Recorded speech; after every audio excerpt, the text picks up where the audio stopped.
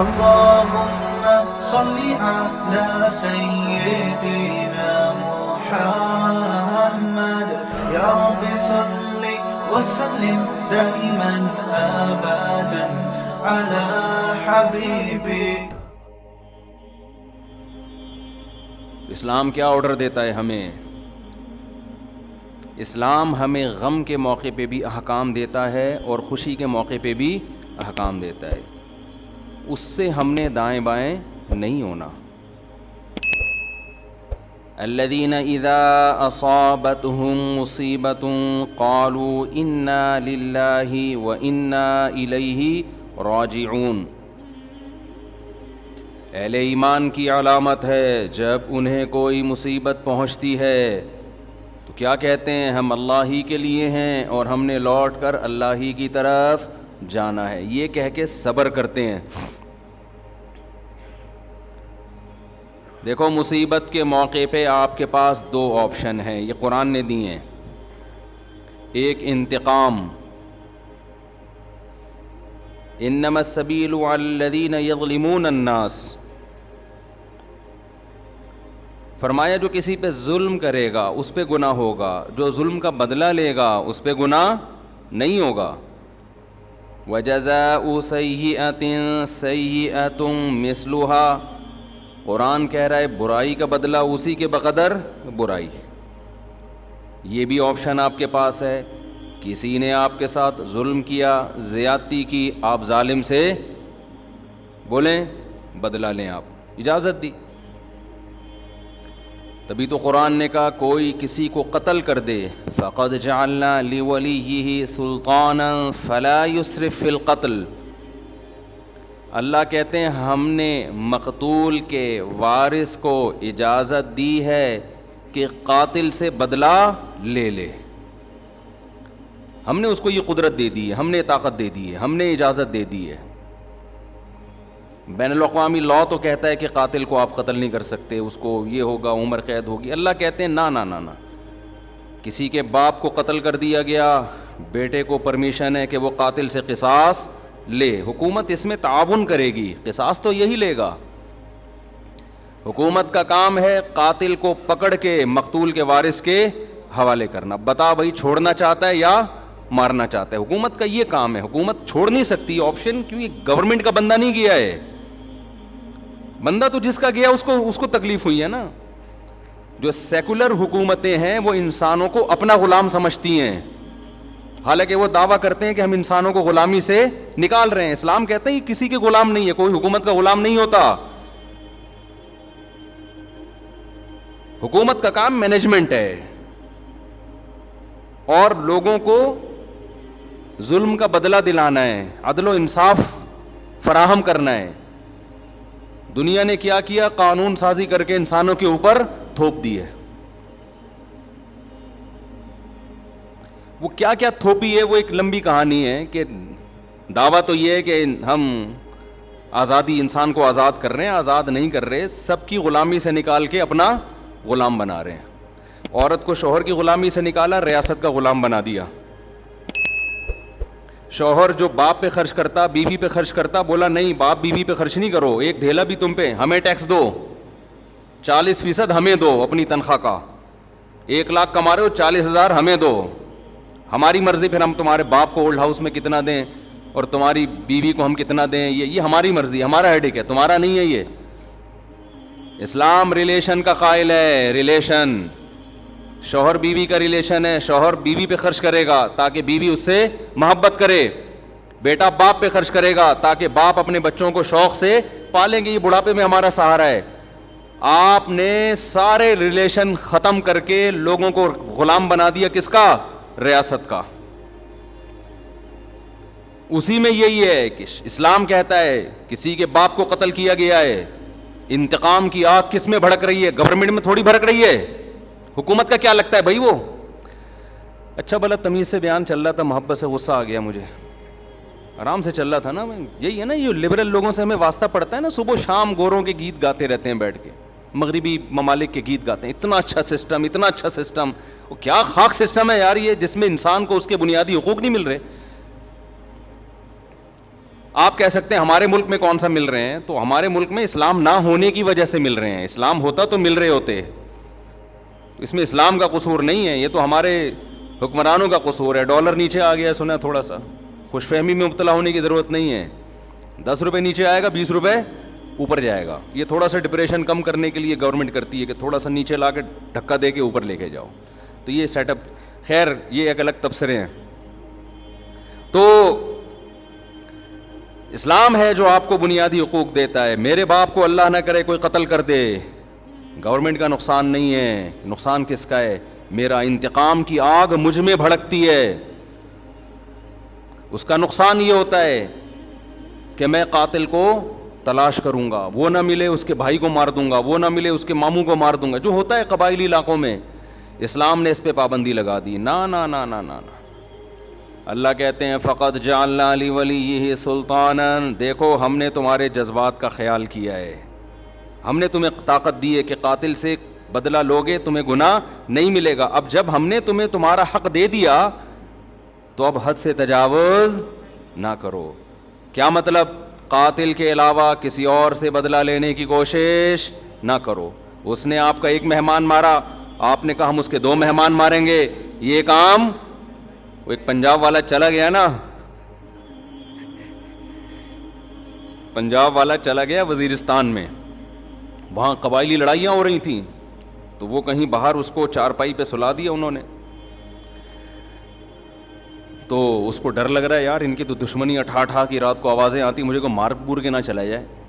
اس نے دروازہ بجایا, بھائی مجھے اندر سلا. اس نے کہا کیوں, گھبرا کیوں رہا ہے؟ اس نے کہا مجھے ڈر ہے آپ لوگ کی دشمنیوں میں نہ مارا جاؤں. اس نے کہا فکر نہ کرو, وہ ہمارا 1 مہمان مارے گا, خدا کی قسم اس کا 10 مہمان مارے گا. اس نے کہا بھائی اس کا تم 10 مارو 20 مارو, ہم تو مر گئے نا, ہم تو گئے کام سے. تو دیہاتی علاقوں میں چاہے بلوچستان ہو, چاہے اندرون سندھ ہو, چاہے کے پی کے ہو, چاہے پنجاب ہو, یہی ہوتا ہے.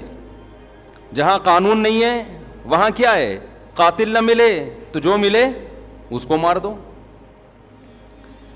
قرآن اس سے منع کر رہا ہے. نا نا نا نا نا, دیکھو ہم نے تمہیں رائٹ دیا, گورنمنٹ نہیں دیتی ہے. گورنمنٹ کہتی ہے نہیں, اتنے لمبے کیسز چلتے ہیں, مقدمے چلتے چلتے چلتے چلتے پھر جج پیسے کھا کے. ایسا بھی ہوتا ہے, جو ججز بیان سن رہے ہیں ان کے علاوہ کی بات کر رہا ہوں. تو انصاف نہیں ملتا انسان کو. عمر قید تو ہے ہی نہیں اسلام میں, لمبی جیل میں ڈال دیا, وہ اور بڑا مجرم بن کے آئے گا. وہ کھانے پینے سے گیا. یہاں کتنا اچھا قانون بنایا کہ قاتل کو پکڑ کے حکومت کیا کرے گی, باپ کو مارا ہے تو بیٹے کے حوالے, شوہر کو مارا ہے تو بیوی کے حوالے, لے بھائی اپنے میاں کا بدلہ لے لے. اور اگر دیت لے کے چھوڑنا چاہے تو اس کا بھی آپشن تیرے پاس ہے, دیت لے لے, چھوڑ دے اس کو. پھر قرآن نے دیت کی ترغیب دی, وَمَنْ عُفِيَ لَهُ مِنْ أَخِيهِ شَيْءٌ, جس کو اپنے بھائی کی طرف سے معافی مل گئی. یعنی اللہ مقتول کے وارث کو کہہ رہے ہیں قاتل بھی تمہارا دینی بھائی ہے, تو بھائی سمجھ کے چھوڑ دو. ترغیب دی ہے, زبردستی نہیں کی اسلام نے.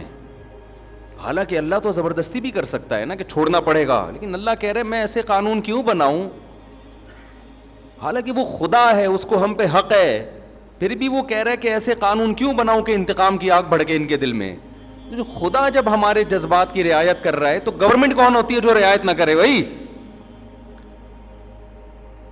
اللہ حکومت سے بڑا ہے کہ نہیں ہے؟ اس کو ہم پہ زیادہ قدرت ہے.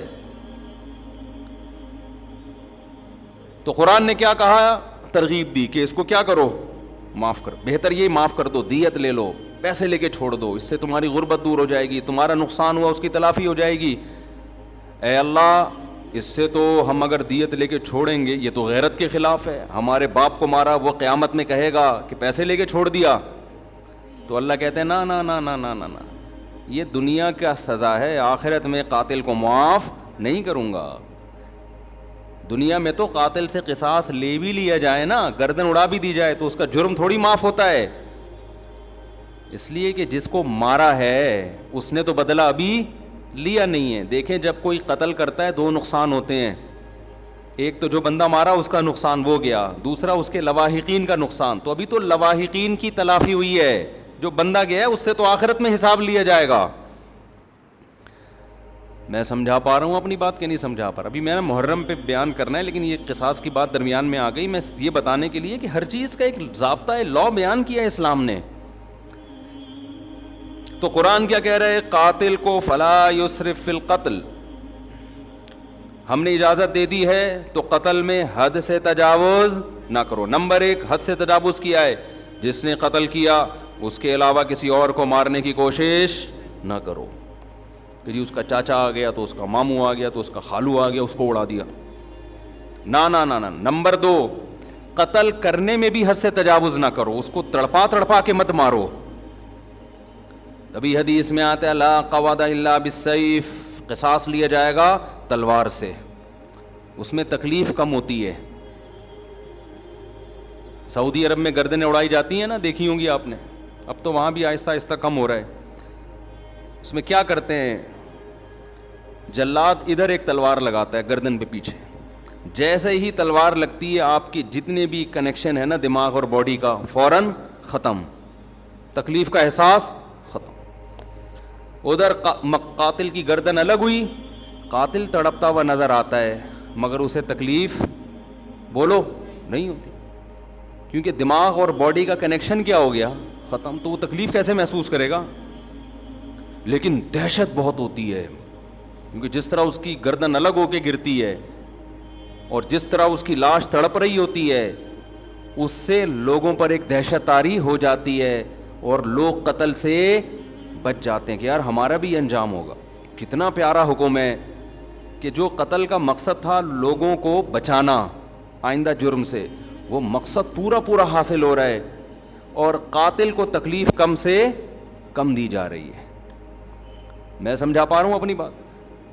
لیکن جو اسلام مخالف قوتیں ان کا قانون کیا ہے؟ بند کمرے میں لٹکاؤ. بند کمرے میں کسی کو عبرت ہوگی؟ ہے بھائی؟ ایک صاحب سعودی عرب سے آئے، بہت پرانی بات ہے، انہوں نے کہا کہ میں نے پہلی دفعہ سعودی عرب میں جب قصاص دیکھا نا، گردن اڑائی، تو میں 2 گھنٹے کانپتا رہا ہوں کھڑے ہوئے. بتاؤ جس نے یہ منظر دیکھا ہو وہ خود کسی کو قتل کرنے کی جرت کر سکتا ہے؟ حالانکہ بلوچ تھے، وہ ہمارے دوست تھے اور بڑے مضبوط بلوچ تھے. بلوچ تو ویسے ہی مضبوط عام طور پر ہوتے ہیں، بہادر بھی ہوتے ہیں. ان کو وہ کہہ رہے پھر بھی مجھے، میں کیا کر رہا ہوں، ایسے کانپ رہا ہوں میں. تو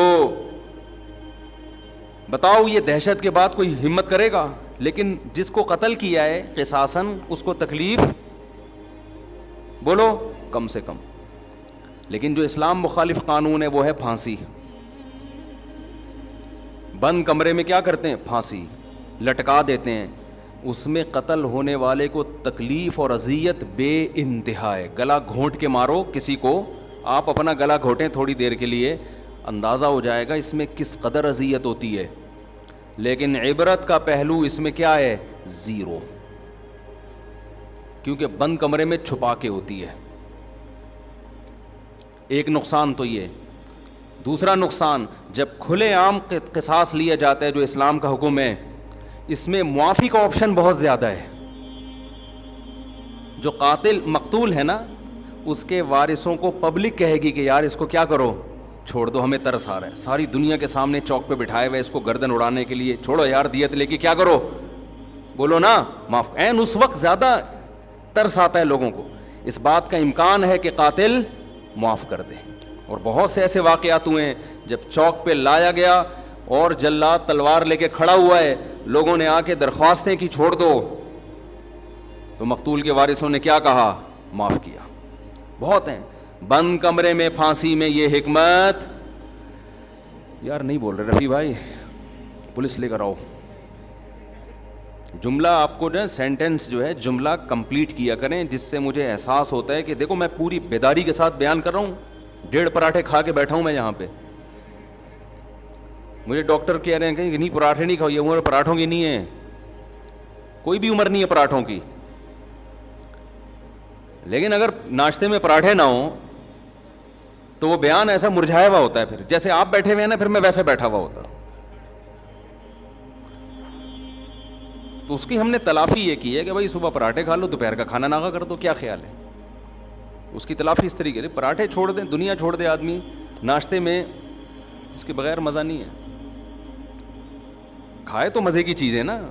ڈاکٹر لوگ جو ڈائٹنگ پلان بناتے ہیں اس میں تو انسان کے زندگی کے مزے, آپ دیکھو کیٹو ڈائٹ کے نام سے آج کل آ رہا ہے کہ صبح یہ کھائیں, پالک کے اتنے پتے کھا لیں. ہم بکری کو کھلاتے ہیں پالک کے پتے, اتنا پودینہ اس میں اتنے ٹماٹر ڈال کے چاٹ بنا کے کھا لیں اس کو. اور پھر دوپہر کو آپ نے تھوڑے سے پتہ نہیں کیا کرتے ہیں وہ, یہ کھا لیں 2 انڈے, اور یہ رات کو آپ تھوڑا سا گوشت, وہ بھی نمکین بالکل سوکھا.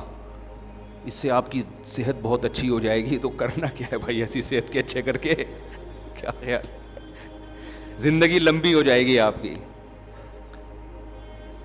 پتے کھا کے 90 سال جینے سے بہتر ہے گوشت کھا کے, انڈے کھا کے, پراٹھے کھا کے 50 سال میں یا 40 سال میں مر جائے آدمی. میں خود صحت کا قائل ہوں کہ انسان کو پھوڑنا پھاڑنا نہیں چاہیے, صحت کا بہت خیال کرنا چاہیے, کیونکہ جب بیمار ہوتا ہے تو اندازہ ہوتا ہے صحت کتنی بڑی نعمت ہے. لیکن اس کو اپنے اوپر مسلط کرنے کی بالکل بھی ضرورت نہیں ہے. جلدی سے ایک چھوٹی سی بات بتا کے بس آگے چلتا ہوں میں. صحت بنانا ہے, کم کھاؤ, محنت زیادہ کرو, بس. یہ بڑا بہترین معتدل سا اصول ہے, کھاؤ کم. اب ہم نے صبح پراٹھے پھوڑے ہیں تو دوپہر شاٹ ٹھیک ہے نا. جب تک شدید بھوک نہیں لگے گی تو نہیں کھائیں گے ہم. رات کو تو بہت ہی کم کھاؤ, کیونکہ سونا ہوتا ہے تو توند بھر کے سو گے تو پھٹو گے ایک دن دھماکے کے ساتھ. پھٹ رہے ہیں لوگ, یہ تو بہت سے دھماکے ہو رہے ہیں نا, بندہ کھا کے پھٹا ہوتا ہے, ہم سمجھتے ہیں گیس کا سلنڈر پھٹا ہے, تو وہ بندے جس طرح سے کھا رہے ہیں نا لوگ اسپیڈ میں, تو رات کو کہتے ہیں نا صبح کھاؤ بادشاہوں کی طرح, دوپہر کھاؤ, پتہ نہیں پورا ملفوظ بھول گیا میں, صبح کھاؤ ناشتہ بادشاہوں کی طرح کرو, میٹابولزم بہت تیز ہوتا ہے اس وقت, لکڑ ہضم پتر ہضم. دوپہر کھاؤ کچھ الگ سے ہے, کچھ جملہ مالداروں کی طرح تھوڑا کم کر لو, اور رات کو کھاؤ فقیروں کی طرح, جیسے ملا ہی نہیں کھانے کو. ہمارے یہاں الٹا ہے, صبح ایک سلائس بریڈ میں نا ڈبو کے کھا رہے ہیں بس, ایک انڈا, دوپہر کو تھوڑا بڑھا دیا, اور رات کو پھوڑتے ہیں, اس کو کھانا کہتے ہی نہیں ہیں, پھر سو جاتے ہیں. تو الٹا چل رہا ہے. ماہرین کہتے ہیں نا کہ صبح زیادہ کھاؤ گے, پھر دوپہر کم اور رات کو اور کم, تو باڈی بھی ایسے ہو جائے گی.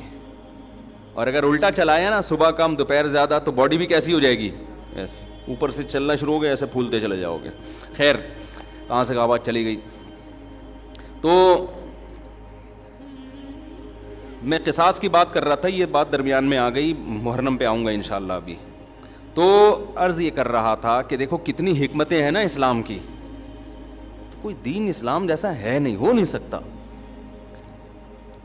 تو اس میں معافی کا بھی چانس زیادہ ہے, کہ قاتل کو معاف کرنے کا آپشن اس میں زیادہ ہے. جب کھلے عام ہوگا تو انسان کا دل نرم ہو جاتا ہے, چل بھائی چھوڑ دیا میں نے, لوگ بھی اس کو ترغیب دیتے ہیں. تکلیف کم سے کم ہے جس سے قصاص لیا جا رہا ہے. اچھا, ایک اور فائدہ کیا ہے, دنیا میں لا بنتے ہیں, قانون بنتے ہیں, بڑے بڑے ماہرین بحث کرتے ہیں کہ یار اگر ہم قاتل کو قتل کر دیں گے, پھانسی دے دیں گے, تو ایک بندہ تو مرا ہی ہے انسان, اس کے بدلے میں ایک اور کو ہم نے مار دیا, تو یہ کون سا کمال کر لیا. سمجھ میں آ رہی ہے بات؟ یعنی قتل کو روکنے کے لیے ایک اور بندے کو قتل کر دینا, یہ کون سا کمال ہے. دنیا میں جو لوگ بھی پھانسی کی سزا کے خلاف ہے نا, جو ہیومن رائٹس کی بات کرتے ہیں, وہ یہ دلیل دیتے ہیں کہ جرم کو روکنے کے لیے بندہ قتل ہونے سے بچاؤ, قتل ہونے سے بچا کے جرم سے روکو اس کو. سمجھ میں آ رہی بات؟ بھائی زید نے بکر کو قتل کیا, اب دنیا کے ماہرین کہتے ہیں بکر ایک انسان ہے نا, دنیا سے چلا گیا, مزید دنیا سے انسان نہ جائیں اس کے لیے انسان ہی کو ختم کر دینا, یہ کون سی لاجک ہے. تو زید کو ہم قتل نہیں کریں گے, پنشمنٹ ہوگی, سزا ہوگی, تاکہ وہ قتل سے بچ جائے. ورنہ بندہ مارنے کے لیے بندہ ہی مار دینا, یہ ایسے جیسے غربت ختم کرنے کے لیے غریبوں کو ختم کر دینا. بھئی غربت ختم کرنے کا ایک طریقہ سارے غریبوں کو کنٹینر میں بند کر کے بم سے اڑا دو, غربت کیا ہو جائے گی, ختم. تو وہ یہ دلیل دیتے ہیں کہ یار انسانیت کو قتل سے روکنے کے لیے کہ انسان ہی کو قتل کر دینا, کیونکہ زید نے بکر کو مارا, غلط کیا, تو زید بھی تو بکر جیسا ہے نا, جتنا قیمتی بکر کا خون اتنا ہی قیمتی زید کا خون, تو اس کو قتل نہیں ہونے دیں گے ہم. یہ انسانوں کی لاجک ہے جو خدا کے قانون کے مقابلے میں اس کی کوئی حیثیت نہیں ہے. قرآن نے اس لاجک کا جواب دیا ہے. یہ پہلے بھی لوگ تھے اس طرح کی باتیں کرتے تھے. قرآن نے کہا وَلَكُمْ فِي الْقِصَاصِ حَيَاتٌ يَا أُولِي الْأَلْبَابِ, اے عقل مندو, وہ لوگ جن کی عقل صحیح کام کرتی ہے, سنو, ہم جو کہہ رہے ہیں کہ قاتل کو قتل کر دو, تو اس قتل میں انسانیت کا قتل نہیں ہے, انسانیت کی بقا ہے. ایک مارو گے کروڑوں بچیں گے, اور اگر ان کو جیل میں ڈال ڈال کے چھوڑتے رہو گے نا تو قتل دنیا میں ختم ہونے کے بجائے بڑھے گا. اور یہ جو تمہاری لاجک ہے کہ بکر کا خون جتنا قیمتی تھا زید بھی اتنا ہی قیمتی ہے, اس لاجک کا جواب یہ کہ بڑے نقصان سے بچنے کے لیے چھوٹا نقصان برداشت کیا جاتا ہے.